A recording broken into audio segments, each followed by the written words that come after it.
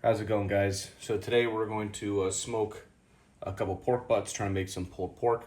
So the first thing we're going to do is we are going to score it, try to do a diamond pattern, add a little extra pizzazz to the look of your pulled pork before you shred it. So first thing we're going to do, go ahead and do that scoring on there. You can kind of do whatever you want, but like I said, kind of do vertical, horizontal pattern.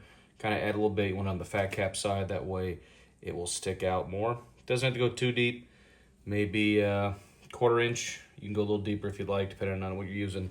A little different knife today, so I'm not going as deep as I normally probably would, but that is all right. So these are both bone in. So let's go ahead and get these scored. Usually about an inch between. You can go a little closer if you'd like. Just kind of how you want to present it.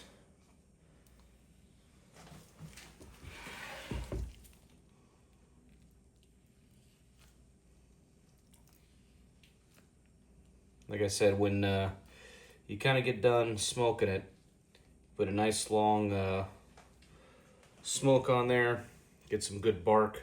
It's really going to look really aesthetically pleasing to those who take a look at this.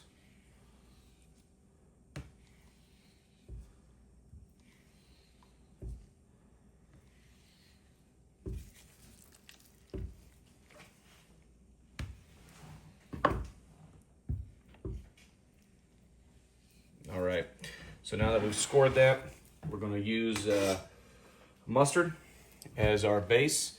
Our binder, I should say. Really all we're looking for with this is to make it a little easier for our rub to adhere to it. So usually with this, you can put it on both sides if you want. I don't always use a binder. It just kind of depends what I'm working with that day. Obviously, if you have fresh meat,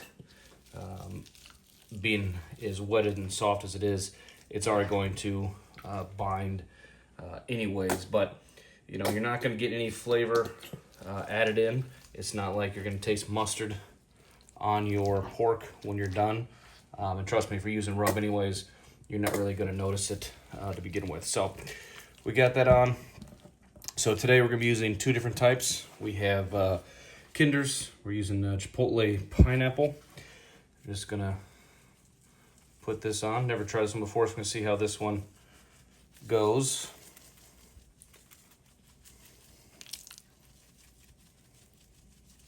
And obviously, you know, when it comes to rub, you can add it as liberally as you want. If you want a lot, you can do that. We're going to add a little more at the end once we're done with the smoke. And we're going to put something else on to kind of add a little bit of pizzazz to the flavor of it when we shred it up. So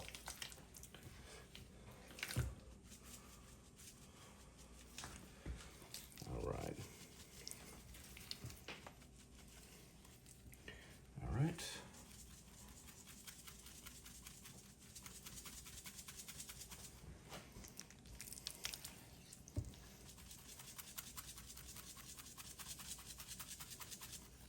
All right, and the thing that we're using today is going to be a Kinder's Sweet Heat.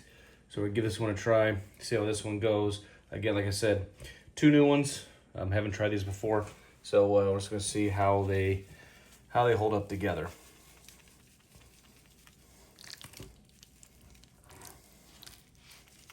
And making those the scores is really going to help get the rub kind of in between those areas. So as it breaks down, it will help kind of get in there. So it makes it a little nicer, get a little more flavor deep into the meat when you might not be able to get that just from seasoning just over the exterior.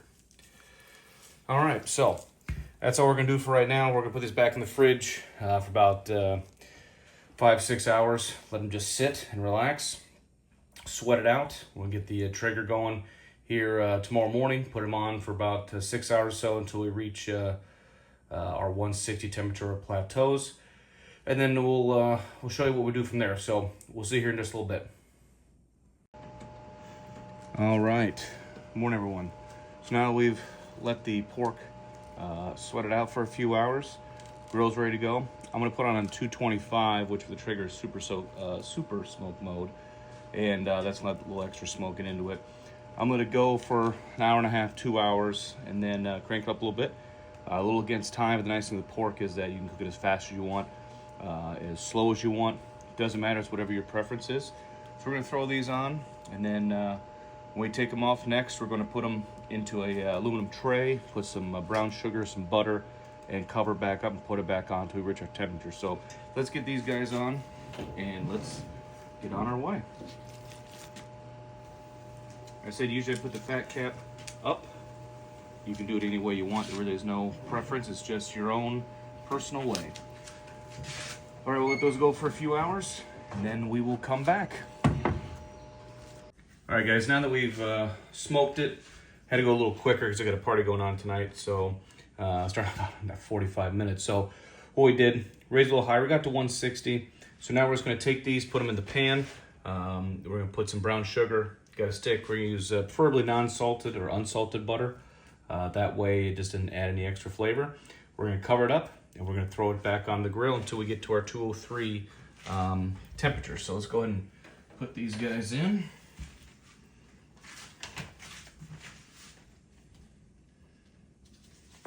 Usually with a stick, you get about 8 slices of butter. So we're just going to put about 4 and 4, try to make it nice and even. So it kind of spreads out a little bit. Get that buttery goodness all over the pork butt. Again, you can do whatever you like. This has always worked well for me, so I haven't had any complaints with that. All right, so let's get some of the brown sugar on there and cover this up. Now you can also use, I've seen a lot of people do apple cider vinegar. You can put that in if you want. Any type of broth, you want to put something like that in there, you can. I just like doing this way. It's easy, it's quick, and the juices that you get afterward that collect into the pan come out really good. You can pour that back on the meat once it's done. So, all right, let's get that covered up, and we're gonna throw it back on the Traeger. We'll see you guys when it's done. All right, guys. So now that we got it done, we just pulled them off. They're looking good. We're gonna shred them. We're gonna put them into this pan. Add a little bit of the juice. Add a little bit of our Kindred seasoning we put back on, and we'll get that taken care of. So I'm gonna take care of that. I'll show you the finished product. All right, guys, now that it's shredded, we put the sauce back on. We're just going to put a little bit of our rubs back in, kind of mix it in, add a little bit extra to it, and then it's good to go. So that's all you got to do. It's pretty easy, nothing too extravagant, but it will add a little extra kick to the final product. So there you go. Tastes good, looks good, is good.